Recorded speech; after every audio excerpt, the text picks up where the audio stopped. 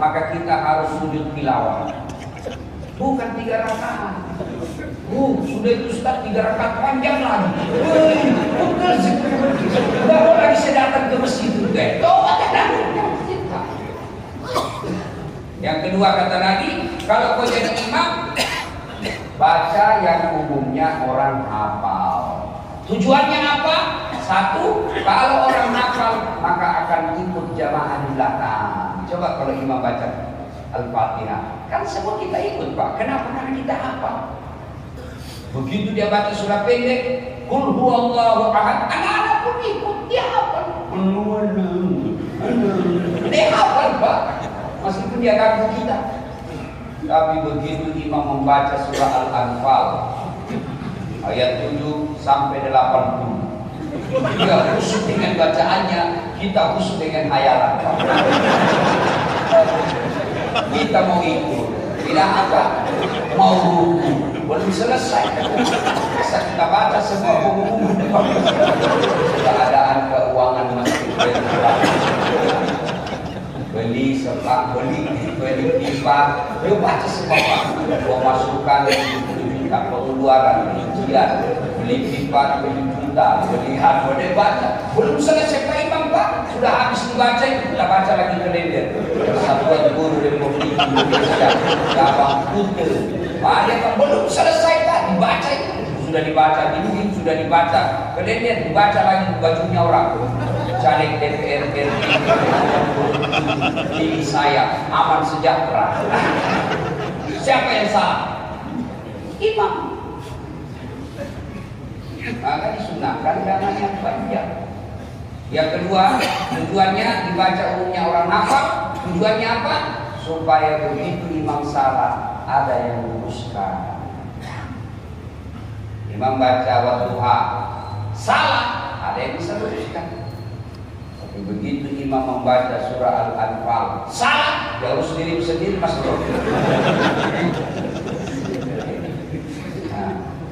Tiullaha wa tiur Rasul, laksanakan sunnah-sunnahnya. Perintah serangkai yang kedua yaitu aqimis salat wa atus zakat. Dirikan sholat, tunaikan sholat, zakat. Bapak saya yakin rajin sama sholat. Ya saya curiga banyak yang malas bayar zakat. Zakat itu namanya zakat harta. Zakat harta itu 2 syaratnya. 1, cukup haulnya. Yang kedua, cukup nisabnya. Haulnya 1 tahun. Nisabnya ukurannya 93 gram emas. Ada juga ulama mengatakan 98 gram emas. Artinya, kalau Bapak punya uang senilai 98 gram emas dan dimiliki selama setahun, maka wajib dikeluarkan zakat.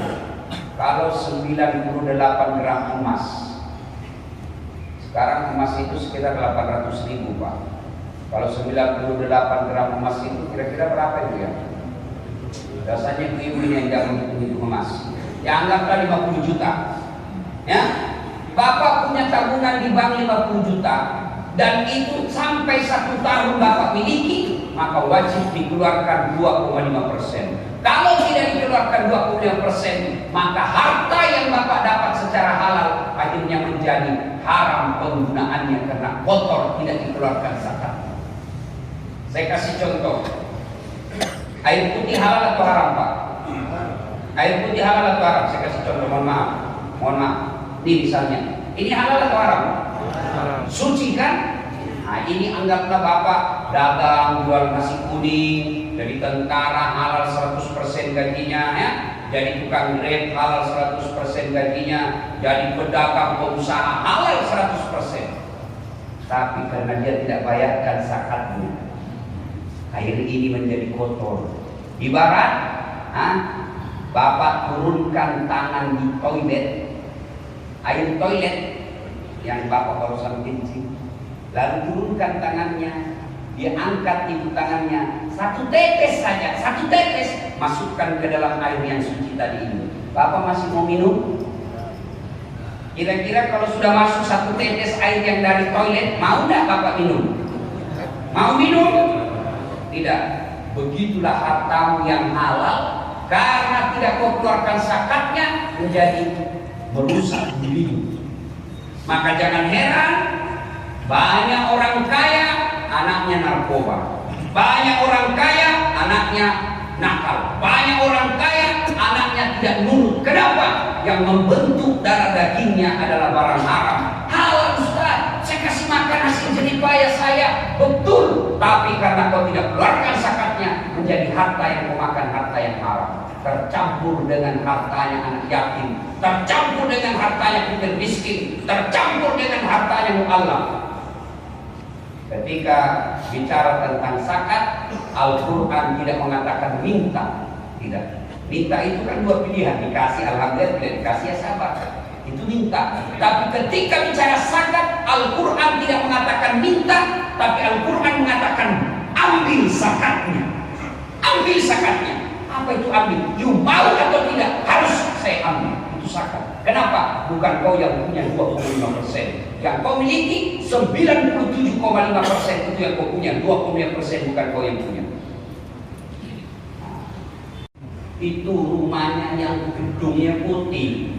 Itu dulu kaya bener.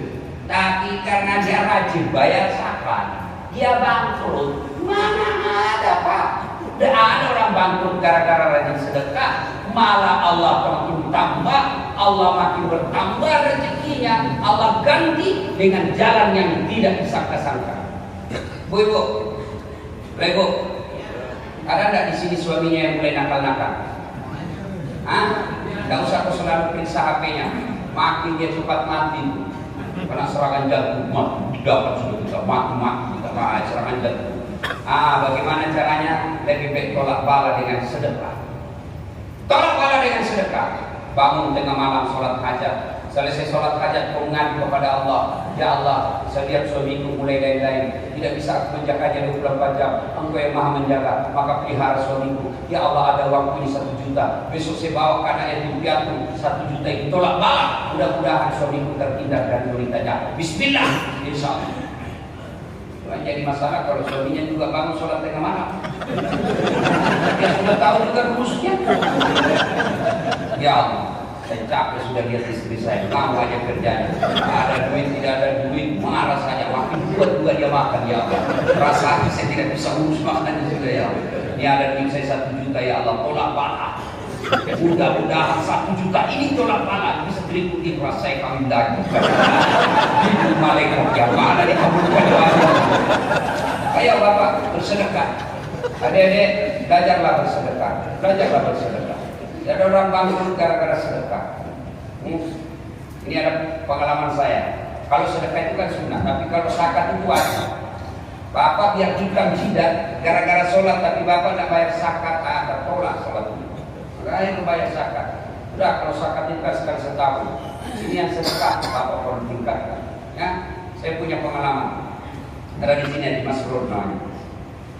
Saya lupa yang punya money changer. Saya lupa ini tahun lalu. Nah, saya ke kantor.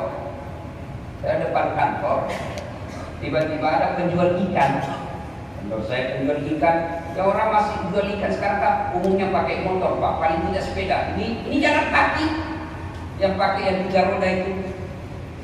Sudah 3 roda banyak alatnya. Ikan yang dijual saya bilang siapa yang mau beli? Sudah harus jelek-jelek ini ikannya. Wah sudah tua kan. Saya panggil lah, berapa harganya ini? 100.000 nak. Sudah, bungkus. Kalau bungkus, saya kasih duit. Nih 100.000. Dia kasih saya duit 1 bungkus. Saya bilang nggak usah, bawa pulang. Makan. Ini sudah sedekah. Alhamdulillah. Mudah-mudahan anak panjang umur sehat walafiat. Berangkat lagi. Itu pagi. Malam tiba-tiba Ustaz Samsi Adi datang ke warung beliau di Makassar, namanya Wong Solo. Ada ceramah, saya hanya tidak ceramah saya Pak, tidak ceramah, saya hanya mendengar Samsi Adi yang ceramah. Selesai ceramah bubar acara, dikasihlah amplop itu Pak Samsi Adi. Pak Ustaz, dia bilang Pak Samsi Adi, tidak usah. Itu amplop, tikungannya ke saya. Langsung sini, dan bukan saya ceramah, padahal dalam hatiku cepat sudah sini. Coba Bapak bayangkan, ya namanya rezeki Pak, mestinya itu sanksian yang terima. Tapi beliau bilang, ada, saya sudah dapat. Pak Pasur bilang, sudah terlanjur Dolores, sudah kalau gitu sabar. Dalam hatiku, alhamdulillah. Rezeki tak tertukar Pak. Saya keluarkan 100.000. Berapa Allah ganti? Begitu saya di atas mobil, saya buka envelope, 10 juta. Banyak sekali. Yang terakhir, saya ingat, dan selalu saya ingat. Ada anak masuk Islam, bapaknya orang Flores, mamanya orang Toraja, 19 tahun. Karena dia selalu dengar ceramah saya, senang masuk Islam. Begitu mau lebaran, sehari sebelum lebaran, dia kirim pesan di Instagram saya. Ustaz, saya nama ini masuk Islam, sebentar lagi mau lebaran, saya tidak punya baju baru. Saya tahu maksudnya. Oh iya Pak, lihat bajunya Ustaz ini bagus-bagus dan cantik. Saya bilang, Dek, bukan baju saya yang cantik, tapi saya yang gagal. Datanglah dia. Begitu turun dari mobil, pakai tongkat Pak. Saya tanya, kenapa kakiku? Sudah dipotong kakinya Pak. Jadi tidak ada lagi kakinya di bawah. Kenapa? Saya setelah masuk Islam kan diusir Pak dari rumah, jadi saya tinggal di masjid. Suatu ketika saya mau pergi siarah ke nenek saya di Toraja. Saya singgah di setrap sholat masjid. Begitu saya keluar dari masjid, ditabrak saya mobil. Dipotonglah kakiku ini, amputasi. Berat betul cobaannya ini anak. Dia bilang apa? Jangan cemas Ustaz, tidak ada artinya di kakiku dibanding hidayah yang saya masuk Islam. 19 tahun Pak, kakinya tidak ada artinya dibanding hidayah yang dia. Bayangkan. Lalu saya ambillah bajuku yang paling cantik, yang bagus-bagus. Kau pilih lagi mana kau suka. Benar diambil yang paling bagus Pak. Sobat lu masih menyesal. Sudah kasih duit 1 juta. Buru-buru deh, saya mau ke bandara, mau pergi ke Balebaran. Kasih 1 juta, ambil baju. Sudah perjalanan saya dari rumah ke bandara. Masih di jalan Veterani, masuk WhatsApp Wakil Wali Kota Balikpapan. Ustaz, ini selama Ramadan kita tidak pernah ketemu. Mohon maaf dan sempat. Tapi insya Allah ada rezeki buat Ustaz. Maksudnya berapa nomor rekeningnya? Ada apa lagi Pak Wali? Lagi rezeki pada dalam hatiku. Cepat kau kirim. Kirim berapa? Dikirim. Alhamdulillah masuk SMS itu. Saya masih di jalan menuju ke bandara. Berapa yang beliau kirim? 30 juta. Padahal saya keluarkan pagi hanya 1 juta. Dengan baju. Allah langsung ganti beberapa jam kemudian, beberapa menit kemudian 30 juta. Tidak cukup sampai di situ Pak. Saya sampai di bandara Hasanuddin depan pintu 7. Ada yang duduk kejar saya pakai jilbab besar. Ustaz, tunggu dulu Pak Ustaz. Tunggu dulu, kenapa? Ini ada bos saya suka sekali dengan ceramahnya Pak Ustaz. Beliau tadi yang mau kasih langsung ini yang belum, tapi beliau buru-buru naik pesawat. Ini Ustaz, ada apa? Saya tidak ceramah ini. Dalam hatiku secepat sih. Udah kasihlah saya masukkan tas, saya kumpullah itu Pak. Berapa isinya? 10 juta. Sudah Allah ganti 40 juta tuh Pak. Ya kan? Nah, besok saya khotbah. Biasanya kalau saya khotbah Idul Fitri ini Ibu Bupati kasih saya cuma 20.000 khotbah. Itu hari Ibu Bupati ini kasih saya 35 juta. Saya keluarkan 1 juta, Allah ganti 75 juta. Kenapa Bapak miskin selama ini? Karena Bapak mentalnya minta-minta. Kenapa tidak bisa haji dan umroh? Karena Bapak selalu pikir saya tidak mampu. Coba kalau Bapak selalu pikir saya mampu.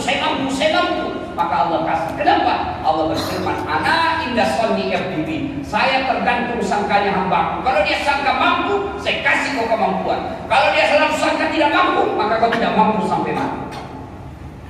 Bukti bapak-bapak orang kaya, bukti bahwa bapak mampu jangan lewatkan satu hari tanpa sedekah meskipun itu 1.000 rupiah. Di Makassar saya punya komunitas namanya infak beras. Infak beras, kita ajak orang untuk berinfak 1.000 rupiah per hari. 1.000 Pak. Efeknya luar biasa. Puluhan anak yatim yang kita makan tiap bulan hanya karena dari 1.000 rupiah. Bapak merokok satu bungkus, berapa satu bungkus? 20.000. Berapa anak yatim yang bisa makan dari bapak yang bakar? Bersedekah.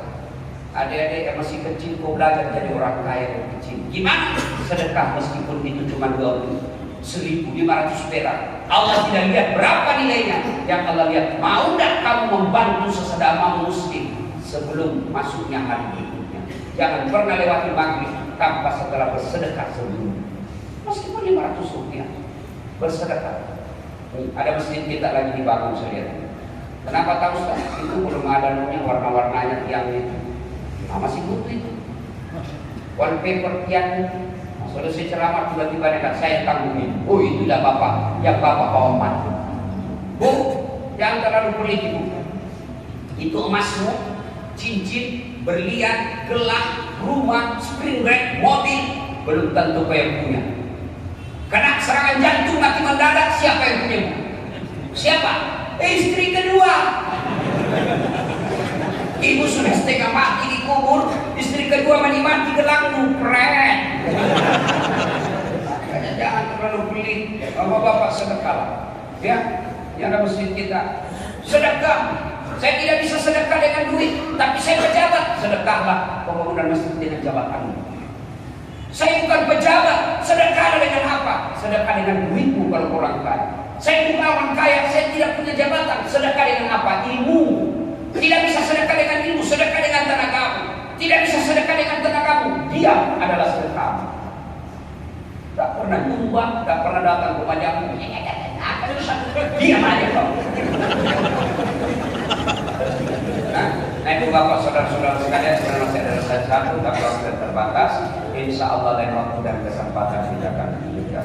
Terima kasih kepada bapak-bapak tentara yang selama saya berada di pagi ini dilayani dengan sangat luar biasa. Pak Hadi, terima kasih. Mudah-mudahan kebaikan Bapak Allah lipat gandakannya. Bapak dengan segala dunia. Terima kasih. Mohon maaf lebih dan kurangnya mohon dimaafkan. Nun wal kalam yang disebut bila bisa bikin hak. Sebelum kita akhiri, mari kita berdoa kepada Allah Subhanahu wa taala. A'udzubillahi minasyaitonir rajim. Bismillahirrahmanirrahim. Allahumma shalli ala sayyidina Muhammad wa ala sayyidina Muhammad. Alhamdulillahi rabbil alamin, arrahmanir rahim, maliki yaumiddin. Iyyaka na'budu wa iyyaka nasta'in. Allahumma ighfir lil mu'minina wal mu'minat wal muslimina wal muslimat al ahya'i minhum wal amwat. Innaka samii'un qariibun mujibud da'wat wa qadiyal hajat. Allahumma inna nas'aluka salamatan fid din, salamatan fid dunya wal akhirah, wa afiyatan fil jasadi, wa ziyadatan fil ilmi, wa barakatan fil rizqi. Walhamdulillahi rabbil alamin. Terima kasih, lebih dan kurang mohon dimaafkan. Assalamualaikum warahmatullahi wabarakatuh.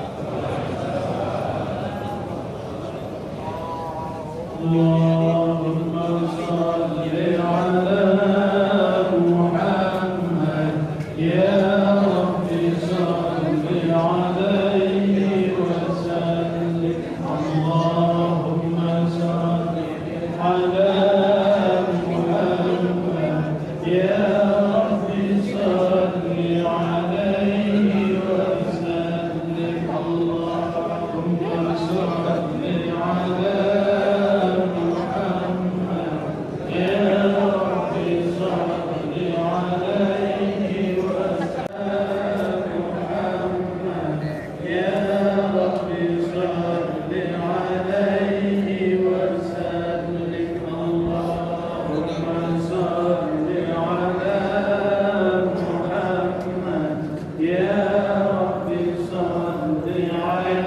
عليه اللهم صل على